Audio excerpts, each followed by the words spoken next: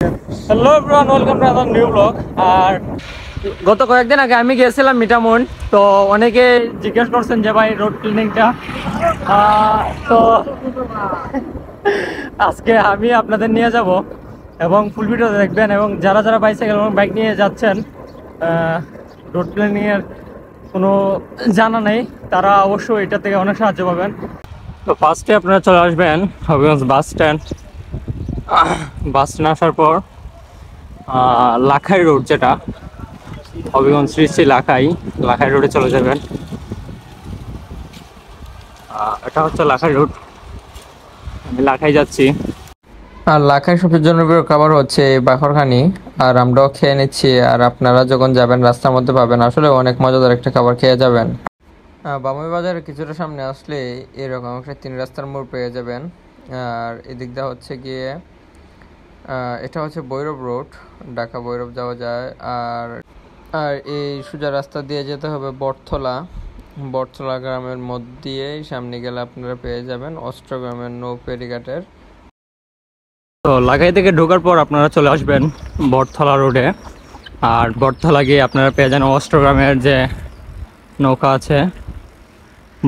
বটতলা হচ্ছে অষ্টগ্রামের নৌকাঘাট। আমরা যাচ্ছি বর্তমানে বটতলা। আর এটা হচ্ছে বটতলা গ্রাম। আর এই হচ্ছে বটতলা নৌফেরি ঘাট। আর আমরা বর্তমানে নৌকা ওঠার জন্য প্রস্তুতি নিচ্ছি।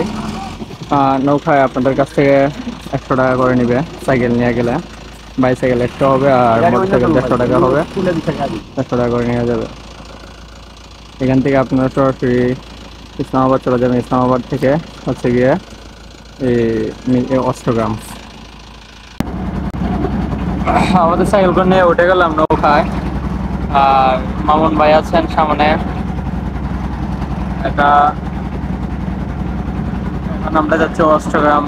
ইসলামাবাদ যে ঘাটটা আছে ওইখানে নামাই দেবে। এখান থেকে আমরা চলে যাবো অষ্টগ্রাম।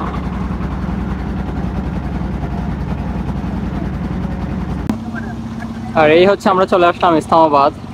আর এখান থেকে আমরা যাব অষ্টগ্রামের রোড। তো আমরা দেখতে দেখতে চলে আসলাম অষ্টগ্রাম বাজার। আর এটা হচ্ছে অষ্টগ্রাম বাজার। তো এখান থেকে আমরা যাব অষ্টগ্রাম। অষ্টগ্রাম থেকে দেন যেদিকে যাওয়া যায় লিখনা যাব। লিখনা থেকে আজমিরিগঞ্জ। আমরা চলে আসলাম অষ্টগ্রাম।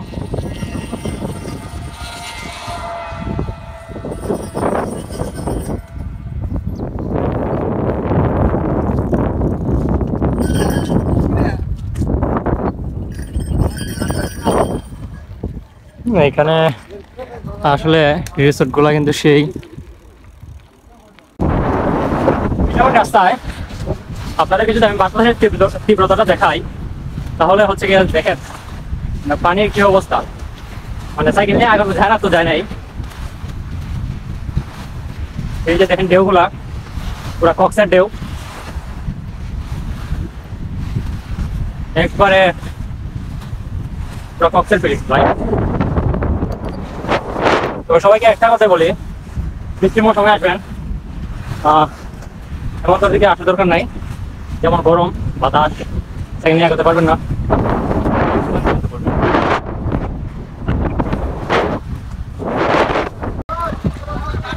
তো আমরা চলে আসলাম মিঠামুন 0 পয়েন্টে। আর মামুন ভাই দাঁড়িয়ে আছেন। তবে আসার পরে একটা জিনিস খুবই খারাপ লাগলো, যে এই মিঠামুনটার জন্য আমাদের রাষ্ট্রপতি কত কিনাই করেছে, কত কষ্ট করেছে। আর তার কষ্টগুলো কীভাবে পানিতে মিশিয়ে দেবে মানুষ, খুবই মানে খারাপ একটা জিনিস। আসার পরে মানে মনটা নষ্ট হয়ে গেছে।